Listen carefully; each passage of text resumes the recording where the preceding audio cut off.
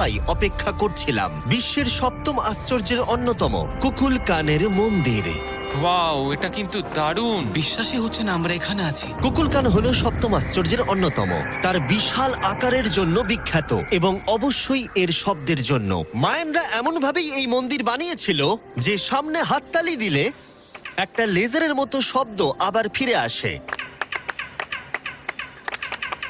যাই হোক, আমরা এখানে কেন এসেছি? এই পিরামিডের চূড়ায় আছে একটা পবিত্র মন্দির, এতটাই পবিত্র যে স্থানীয়দের এখানে ওঠার অনুমতি নেই।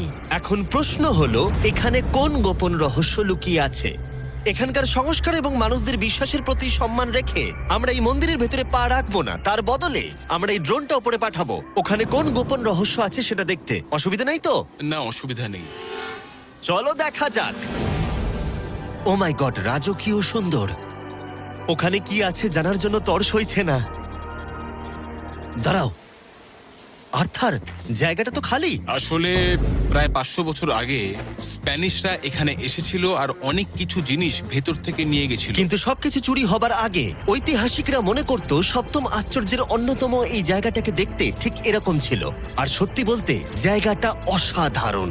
আর যদিও আমরা কোনো সোনা খুঁজে পাইনি, আমি কৃতজ্ঞ যে এই প্রাচীন সৌধগুলোকে দেখতে পাচ্ছি।